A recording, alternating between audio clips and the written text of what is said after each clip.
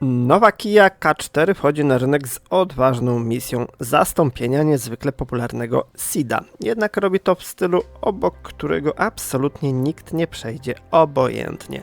Testowany przeze mnie egzemplarz w topowej specyfikacji GT Line, pokryty krzykliwym żółtym lakierem Sparkling Yellow, to samochód niezwykle wyrazisty i niebanalny. Pod maską pracuje tu klasyczna turbo doładowana jednostka benzynowa o mocy 180 koni mechanicznych, pozbawiona jakiegokolwiek wsparcia ze strony układów hybrydowych. Choć wóz urzeka przestronnością, nowoczesną technologią i rozsądnym zapotrzebowaniem na paliwo, to jednak pewne drobne niedociągnięcia w pracy automatycznej skrzyni biegów oraz wyciszeniu nadkoli potrafią delikatnie popsuć ten efektowny obraz. Ale czy to oznacza, że te wady dyskwalifikują Kię K4? Zdecydowanie nie. Ja jestem Kamil Rogala i zapraszam Was na mój test.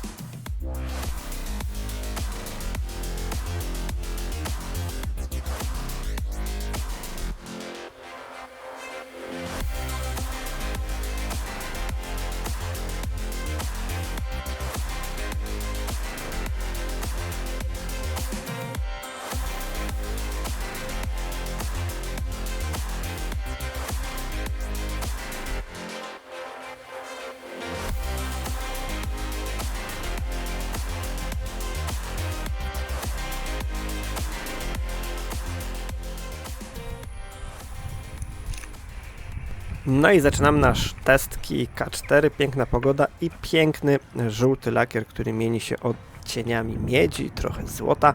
W ogóle wiele osób miało wątpliwość, czy to żółty, czy to złoty. Ja tam się na kolorach nie znam, znam tylko 3, o których doskonale wiecie, więc dajmy sobie z tym spokój i zajrzymy od razu do bagażnika, a w 5-drzwiowej odmianie Kii K4 bagażnik oferuje bardzo przyzwoitą pojemność bazową wynoszącą 438 litrów, którą po złożeniu oparć kanapy można powiększyć do 1217 litrów. Dla porównania wersja kombi zapewni od 604 do 1439 litrów. Jak widzicie, dodatki funkcjonalne, no takie minimum.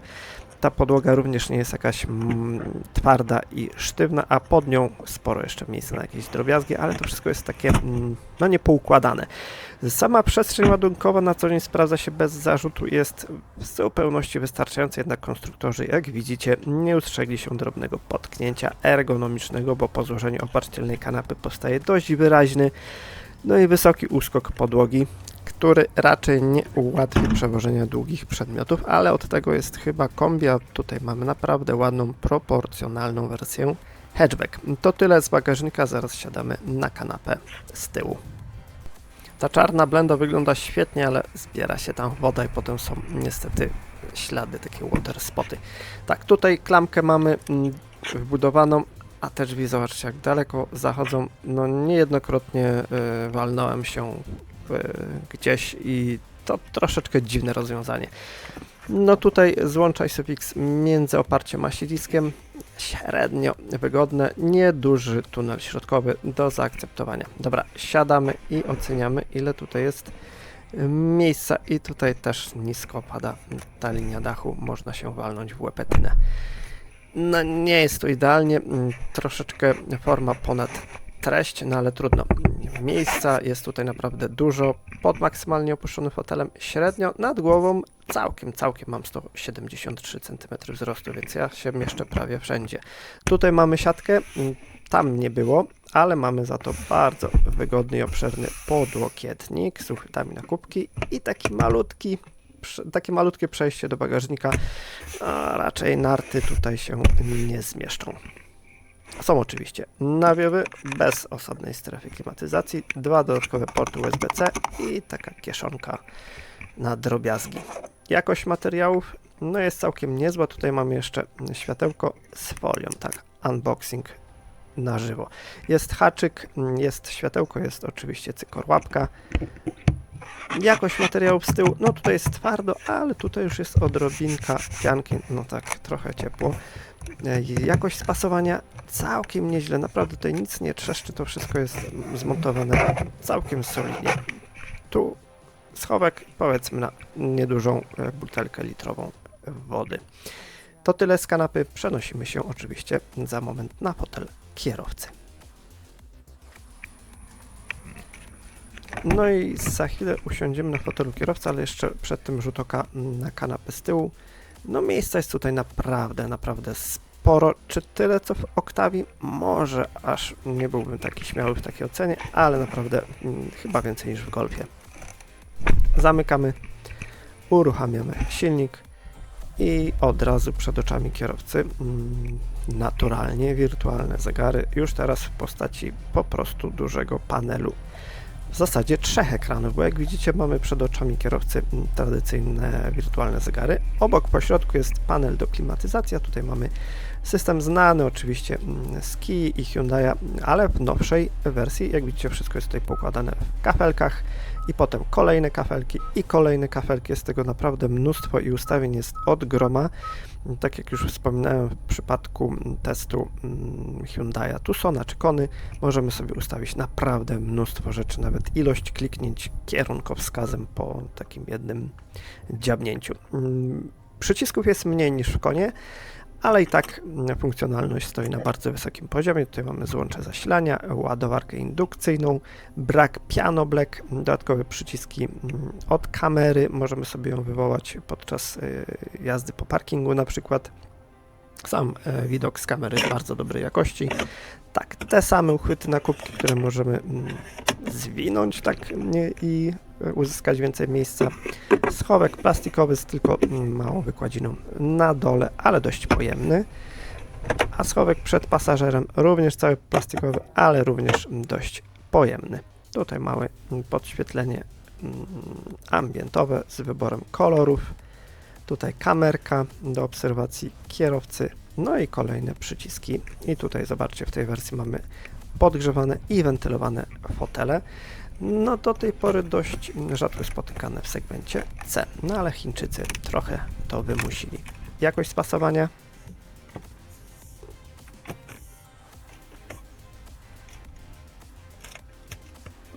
No całkiem nieźle, gdzieś coś pod naciskiem potrzeszczy, ale nic nie lata, nic nie strzela podczas jazdy przede wszystkim.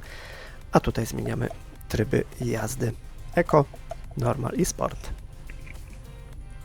No i oczywiście w tej wersji jeszcze okno dachowe. No tak, podczas jazdy po mieście to jest dość przyjemne, ale przy wyższych prędkościach to już z hałasu chyba nie da się wytrzymać. Ja nie jestem fanem jazdy z otwartym oknem przy wyższych prędkościach. Jeszcze rzut oka po kabinie i za chwilę zaglądamy pod maskę. A pod maską 4-cylindrowy silnik 1.6 TGDI generujący moc 180 koni mechanicznych przy 6000 obrotów na minutę z momentem obrotowym wynoszącym 265 Nm w przedziale od 1500 do 4500 obrotów na minutę. Nie ma tu żadnego wsparcia ze strony układu hybrydowego, nawet miękkiej hybrydy. Napęd trafia na przednie koła za pośrednictwem dwusprzęgłowej przekładni 7DCT. Jak to się spisuje w trasie, ile zużywa paliwa, no to już tego dowiemy się podczas jazdy testowej. Zaczniemy oczywiście od 10 km po mieście.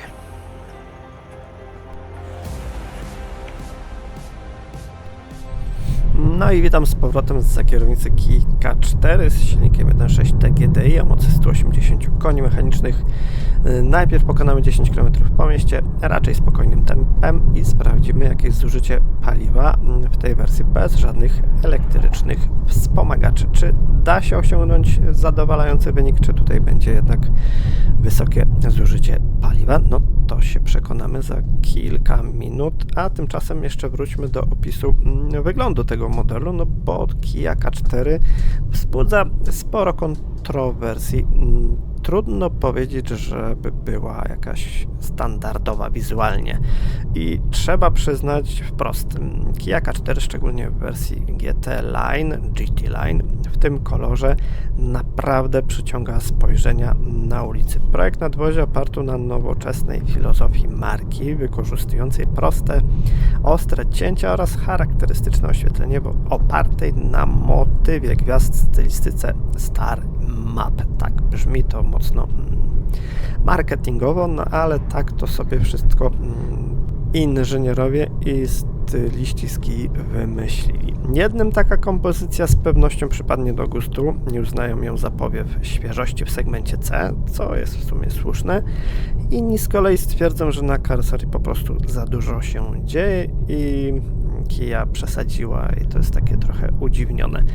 Ja jestem raczej w tym pierwszym obozie. Fakt, to nie jest konwencjonalna stylistyka, ale w tej konkretnej konfiguracji naprawdę świetnie wygląda i może tutaj wsadzę kij w mrowisko, ale w bazowych wersjach, jeszcze szczególnie w wersji nadwoziowej kombi, no nie wygląda to moim zdaniem najlepiej. Małe felgi, jakiś szary kolor i to się prezentuje raczej kiepsko, no ale to tylko moje zdanie. O gustach nie powinno się dyskutować, ale zawsze można swoje zdanie wypowiedzieć. Kluczowym elementem właśnie wyróżniającym testowaną sztukę jest metalizowany lakier o pięknej nazwie Sparkling Yellow, który wymaga dopłaty 3000 zł, ale moim zdaniem chyba warto. W połączeniu z drapieżnym pakietem GT Line obejmującym dedykowane zderzaki, lakierowane na czarno o wysokim połysku nadkola, progi oraz lusterka, no to wszystko wygląda bardzo, bardzo przyjemnie, agresywnie. Całość wieńczą efektowne 18-calowe felgi aluminiowe z oponami w rozmiarze 235×40 i oczywiście R18. No to wszystko prezentuje się moim zdaniem bardzo dobrze. A jakie jest wasze zdanie, bo jestem tego ciekaw? Dawajcie znać w komentarzach. Może wywiąże się jakaś dyskusja. No zobaczymy. A we wnętrzu jest już zdecydowanie spokojniej, funkcjonalnie i bardzo ergonomicznie, chociaż przyznam, że do ergonomii testowanego niedawno Hyundai Kony no brakuje, bo tam przycisków było od groma i praktycznie od wszystkiego, a tu przycisków jest mniej, jest więcej dotykowego sterowania, ale nie poszli w kierunku całkowitej ekranozy jak chińscy producenci, za co im chwała i cześć. Z przodu kierowca ma do dyspozycji potrójny zestaw ekranów, na który składa się ekran wskaźników cyfrowych o przekątnej 12,3 cala. W centralnej części jest ekran do sterowania klimatyzacją o przekątnej 5,3 cala. No i jest jeszcze oczywiście ekran centralny do systemu nawigacji, całej reszty też o przekątnej 12,3 cala.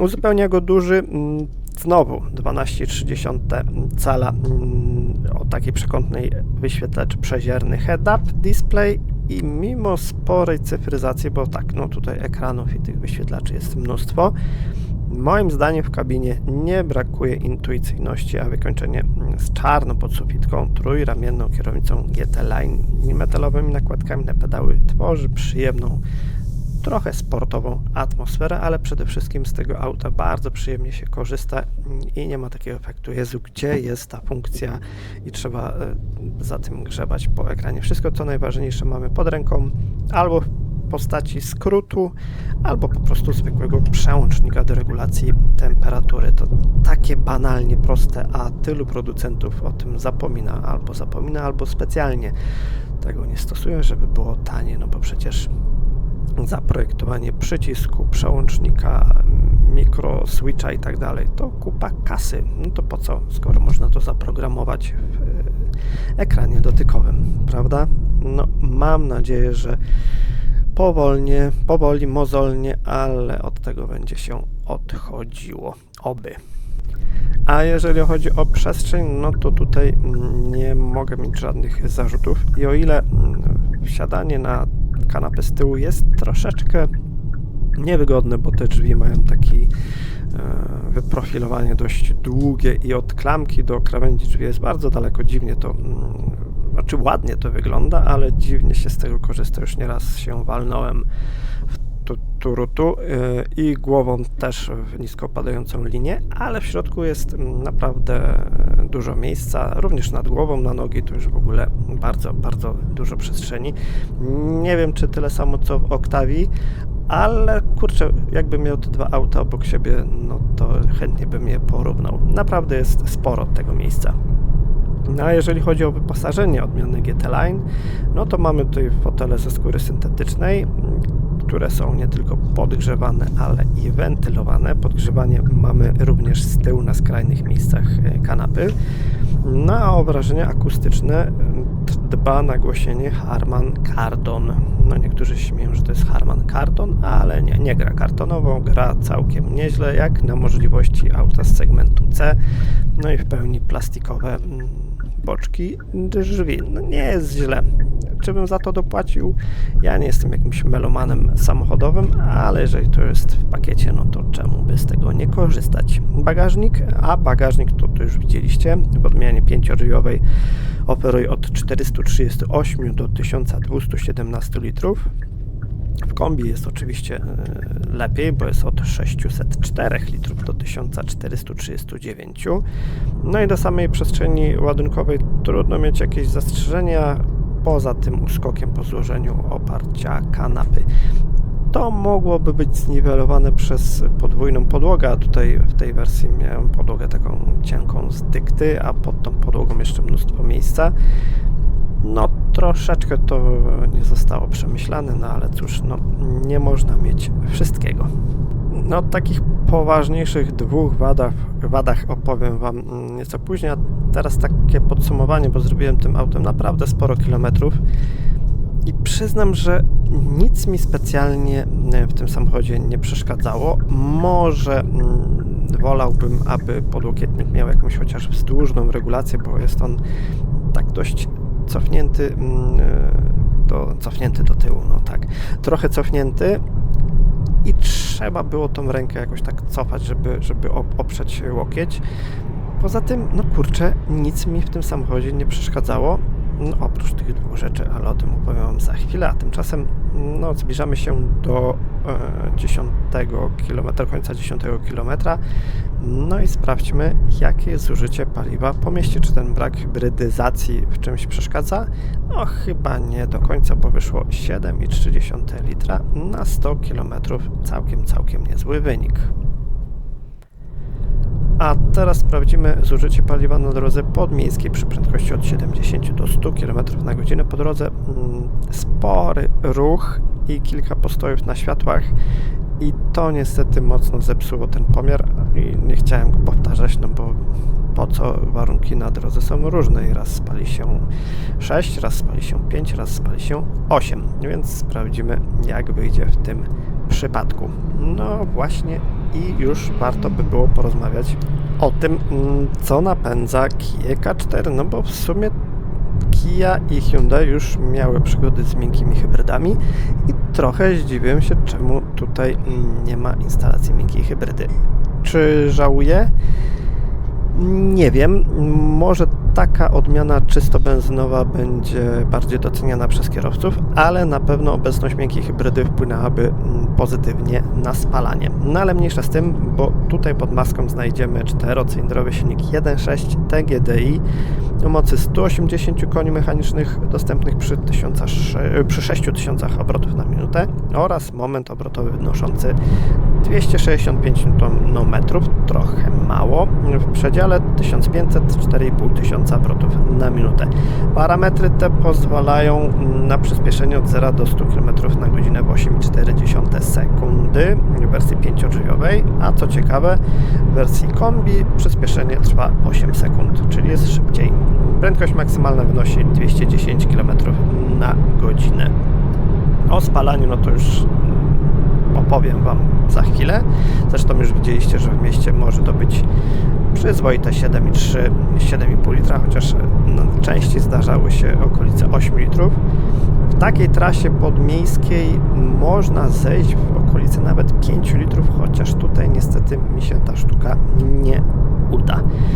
A na drodze ekspresowej, no to też zobaczycie. Mając na uwadze, że mamy tutaj 47-litrowy zbiornik paliwa, spokojna jazda w trasie pozwala na pokonanie naprawdę sporych dystansów bez nerwowego poszukiwania stacji benzynowej, chociaż szkoda, że w ostatnich czasach te zbiorniki paliwa są takie małe. No i dobra, te wady. Największym cieniem moim zdaniem na wrażeniach z jazdy kładzie się właśnie praca automatycznej 7-biegowej dwusprzęgłowej skrzyni DCT. jest wolna. Reakcja na gaz jest bardzo opóźniona i jeżeli chcemy się szybko gdzieś włączyć do ruchu, możemy się nieprzyjemnie zdziwić. No ale o tym za moment. Sprawdźmy, jakie jest spalanie po 10 km na drogach podmiejskich przy prędkości od 70 do 100 km na godzinę. Wyszło 6,2 litra na 100 km, ale da się znacznie niżej. A teraz jeszcze droga ekspresowa, 10 km i prędkość 120 km na godzinę. No jeszcze co do tej przekładni. Reakcje na komendy wydawane prawą stopą są mocno opóźnione. Wciskam gaz, nic. Wciskam trochę mocniej i dopiero po odczuwalnej chwili auto zaczyna przyspieszać. Do tego charakteru pracy trzeba się po prostu przyzwyczaić i nauczyć się planować dynamiczne manewry, na przykład wyprzedzania. Co jest trochę moim zdaniem dziwne, no bo przecież pod maską jest 180 koni mechanicznych i jeżeli ta skrzynia już się ogarnie, no to wtedy naprawdę auto żwawo przyspiesza, chociaż moim zdaniem 180 koni mechanicznych, segment C i ponad 8 sekund do setki, no chyba dałoby się troszeczkę szybciej. No nic, kolejna wada, no to być może to słyszycie. Akustyka podwozia. O ile cała kabina została odizolowana od hałasu otoczenia nawet nieźle, o tyle po zjechaniu na chropowaty czy tam szorstki asfalt do wnętrza zaczyna dobiegać bardzo wyraźny, wręcz głośny szum z okolic nadkoli. Trudno jednoznacznie ocenić, czy wynika to ze zbyt skromnych wygłuszeń samych nadkoli, twardej mieszanki opon Continental, czy z połączenia obu tych czynników, ale na nierównych nawierzchniach.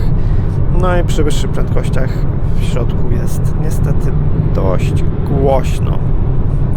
No trochę szkoda, żeby po zakupie auta samemu jechać gdzieś, żeby to wygłuszyć, bo to powinno być już standardowe. W mieście, na drogach podmiejskich nie ma takiego problemu, ale na chropowatym asfalcie i przy wyższych prędkościach, no i w deszczu w środku jest niestety, moim zdaniem, trochę za głośno. A ceny?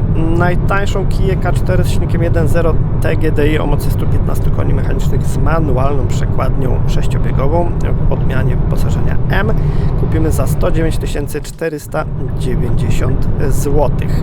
Ta testowana wersja, czyli topowa GT Line z topowym napędem, kosztuje 156 490 zł. Czy warto? W dobie chińskiej ofensywy ten samochód wydaje się naprawdę ciekawą alternatywą, no i bardzo dobrze wyposażoną, a i spala niedużo, bo po 10 km jest to 6,1 litra na 100 km, a na koniec sprawdzimy sobie jeszcze elastyczność 90-120.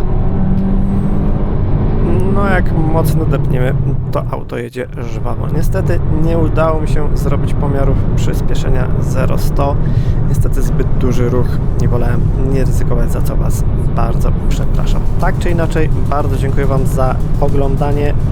Zachęcam do subskrybowania, komentowania i oglądania innych moich filmów, bo już niedługo kolejny test. Jeszcze raz dzięki i do zobaczenia. Cześć!